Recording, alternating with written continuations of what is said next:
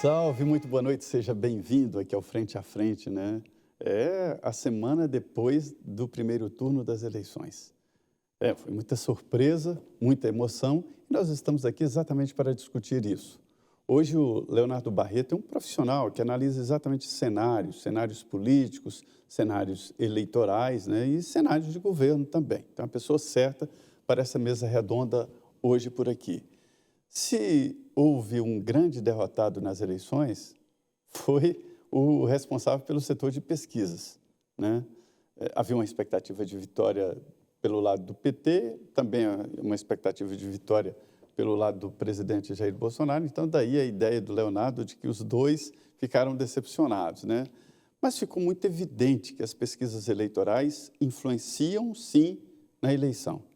E eu ouso dizer que a pesquisa ficou tão importante que influenciou antes do lançamento das candidaturas.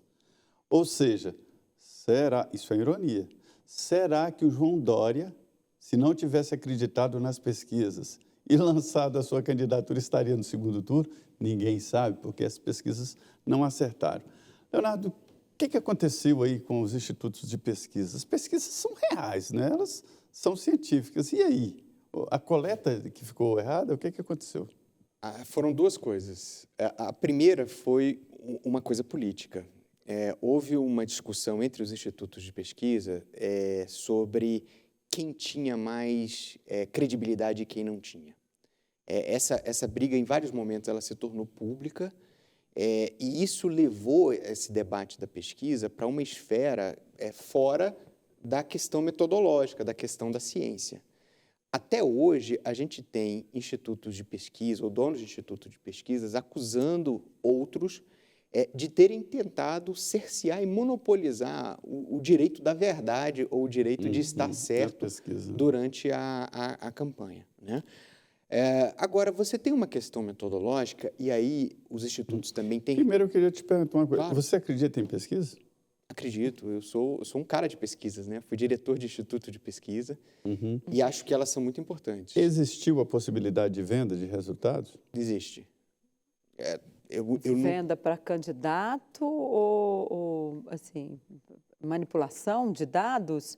Porque uma coisa é a pessoa vender a pesquisa, né? Chegar lá, olha, eu tenho meu instituto aqui, o partido tal me contrata para eu fazer uma pesquisa. Tal, né? Não, agora, essa coisa de direcionar resultado, isso existe, Léo? Existe. Na verdade, há várias maneiras de você mexer num resultado sem necessariamente você fraudar entrevista ou você fraudar questionário.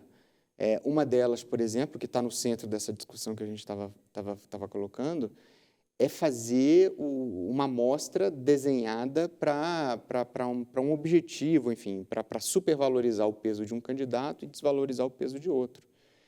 Porque como é que... O pessoal muitas vezes vai assim, mas uma amostra só com 1000 entrevistas, como é que vai fazer e tal? Não, na verdade, a qualidade de uma pesquisa não é o tamanho. A qualidade de uma pesquisa é o quanto essa amostra espelha realmente o desenho de uma sociedade. Aí é que está a chave. Exatamente. Então, por exemplo, a discussão política que aconteceu, né, entre institutos maiores era o seguinte: o quanto de pessoas mais pobres deveria estar presente no universo total. E aí eles se valeram, essa discussão se valeu, do fato do censo estar desatualizado. Né?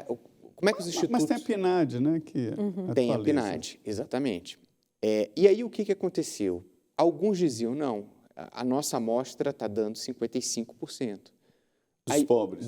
De pessoas mais pobres. Né? E isso dava um peso maior para o ex-presidente Lula no resultado final da pesquisa. E outros institutos diziam, não, a PNAD diz que é 38%. E é esse o recorte que deve estar no momento do desenho ali, do espelho, né, que você vai consultar. E isso dava um resultado diferente. Bom, essa briga ela se tornou pública, ela está no Twitter, vários institutos discordaram publicamente, e isso criou uma disputa entre os institutos. né? Então, por isso que essa sensação de que pode ter havido manipulação, eu nem etc. gosto muito de chamar instituto, né? Porque não são empresa, né, Zé são Maria? empresas. São empresas de pesquisa, exatamente. E aí isso que levou a uma, muitas vezes, uma guerra, né? Na última semana, a gente teve divulgado no Brasil mais de 140 pesquisas. E aí, muitas vezes, saía num estado uma pesquisa favorável a um candidato e uma outra favorável a outro candidato. Pois é, tivemos isso aqui no DF, por exemplo, o IPEC colocou Isalci, que não teve nem 5% dos votos, colocou Isalci com 16%, como se ele tivesse tido um crescimento astronômico na última semana. A gente ficou, pô, peraí, isso não está, não se sente isso na rua, nada disso. E aqui, como o seu colégio eleitoral pequeno, é fácil, né, Zé Maria, da gente... É muito uniforme aqui. Claro. Agora, eu queria entrar numa questão, Zé Maria lembrou muito bem a questão de João Dória como pré-candidato a presidente da República. Você que está nos assistindo deve lembrar que lá atrás o PSDB disse, olhando as pesquisas, que Dória não teria chance, portanto, tinha que trocar, mesmo depois dele vencer aquela prévia.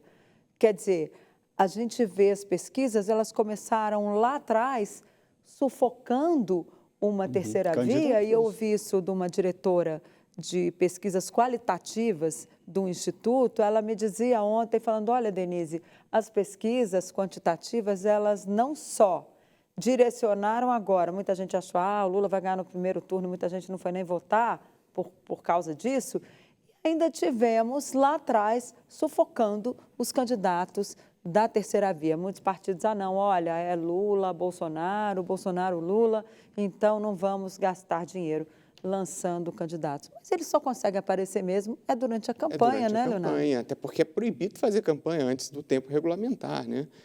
E digo mais, no caso da Simone Tebet, o quanto o MDB, né, refutou, o lançamento da candidatura exatamente baseado no argumento das pesquisas, também, né?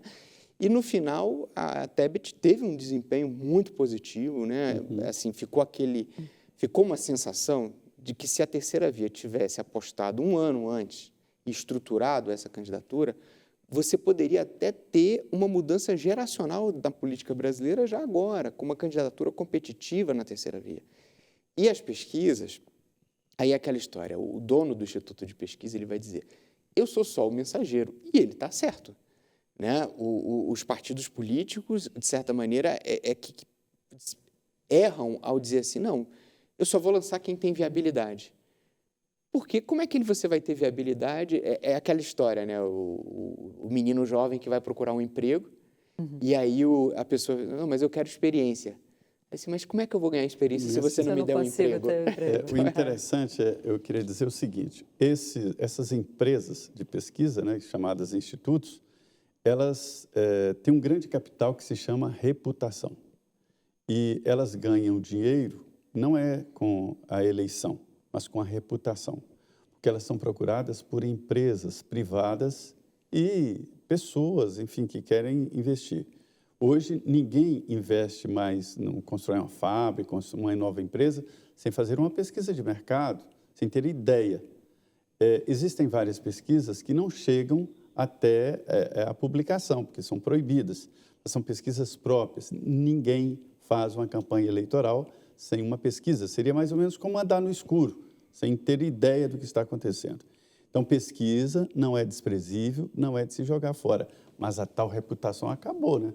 Eu acho agora que dificilmente uma emissora de TV vai bancar uma pesquisa o tempo inteiro, como do primeiro turno.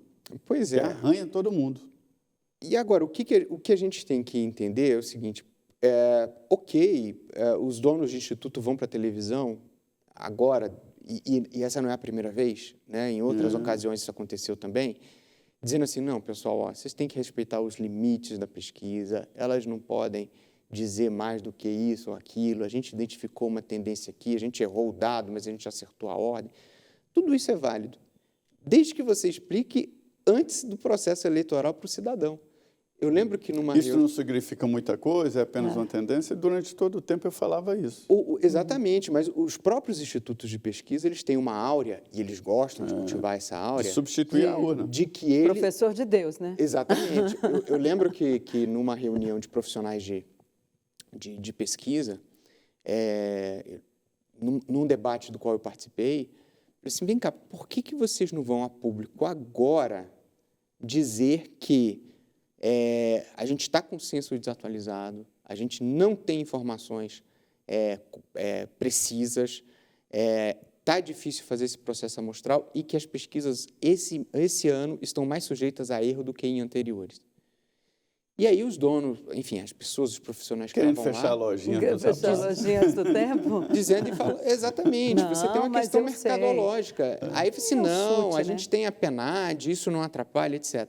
Só que aí quando vem o resultado, não, é porque nós temos o censo desatualizado e não sei o quê. Deveria ter avisado antes, né? Porque se avisa antes, né, tem uma onda Lula. Eu falei assim, pessoal, ó, não vai muito nisso não, porque as pesquisas não estão... Então, você tem que levar em conta isso aqui.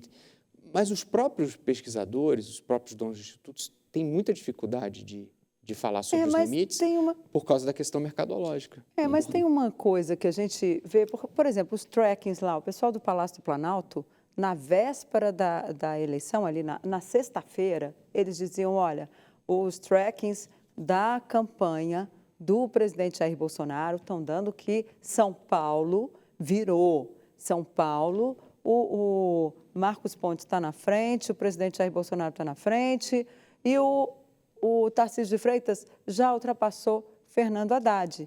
Agora, por que os institutos de pesquisa, que faziam suas pesquisas lá para divulgar e tal, não tinham esse dado? Se as campanhas tinham esse dado, eu mesmo vi coisas não divulgadas que muito próximas ao resultado da urna. Denise, nós, às vezes, temos acesso a pesquisas que não são divulgadas. Pois é, exatamente, Zé Maria. Por que os institutos, então, não pegaram essa coisa? Estavam comprados, alguma coisa assim? A nossa equipe na empresa tem 4 pessoas e nós não fazemos pesquisa, mas nós agregávamos pesquisas estaduais que tinham a pergunta para presidente da República e fazíamos um exercício de Big Data para estabelecer Na sexta-feira, nós cravamos. A diferença entre eles vai ser de 4 pontos. Acabou sendo de 5. Entre Lula e Bolsonaro. Na sexta-feira, o último relatório que nós enviamos dizia lá, vai ser 4 pontos. Aí eu fico pensando, se nós, com o exército de Branca Leone, né, de 4 pessoas, 3 recém-formados... Mas prestando atenção, né? Conseguimos detectar que as pesquisas estavam com problema e que a diferença ia ser menor, por que esses grandes institutos têm estudos aí que custam 300 mil reais? Por que esses institutos não chegaram lá? Aí, por isso que eu abri a discussão, falei assim, olha, tem uma questão metodológica, mas antes teve uma questão política. Uma coisa que eu queria dizer aqui, pesquisa é cara. Pesquisa é cara. Pode custar 300 a 400 ou até 500 mil reais. E, para você ter uma ideia, o grupo do presidente Jair Bolsonaro declarou lá, gastou mais de 2 milhões de reais em pesquisas eleitorais, ou seja, eles também fazem as pesquisas. Agora, as pesquisas publicáveis, elas têm que obedecer regras impostas pela Justiça Eleitoral e fiscalizadas pelo Tribunal Superior Eleitoral, fiscalizadas, não é uma regra criada pelo TSE. Mas lá, entre as regras, eu tive cuidado de olhar, existe a possibilidade de fazer uma auditagem nas pesquisas. Por que os partidos não fazem? Exigem dados e vão atrás. Olha, assim, você pode fazer a auditagem da amostra, você pode fazer a auditagem dos questionários, né? Enfim, de como eles foram executados. Essa auditagem é ir atrás do entrevistado? É uma checagem, você pode fazer uma checagem. Normalmente, as empresas mais sérias... Por amostragem, né? Elas fazem uma checagem de 20%. Ou seja, gravam, né? O entrevistador tem que gravar a entrevista que ele está fazendo com o pesquisado ali, né? Com o cidadão. Tem uma aqui em tempo real, inclusive. Sim, sim. A gente tem hoje pesquisas que são feitas presencialmente, a gente tem pesquisas que são feitas por telefone, a gente tem pesquisas que são feitas por redes sociais, que são uma grande novidade e até acertaram mais do que as anteriores. E você pode fazer esse processo de auditagem, mas é como eu coloquei no início, às vezes a questão está no desenho do processo amostral. E aquilo que a gente falava, né? Como é que pode ter uma discordância, por exemplo, sobre quantas pessoas pobres ou quantas pessoas... Classe média, sem educação fundamental, católico. Como é que você pode ter uma discussão sobre isso se você tem parâmetros bem definidos sobre esse aspecto? Então, eu acho que tem uma discussão de metodologia que é até bom que venha a público, né? Porque essas questões realmente elas precisam ser transparentes porque elas afetam as decisões das pessoas. Ok, nós vamos agora para um rápido intervalo. Eu convido você a permanecer aqui com a gente, porque ainda tem muito assunto. E a eleição em São Paulo, para onde é que vai e como é que fica? Voltamos em 2 minutos, não sai daí.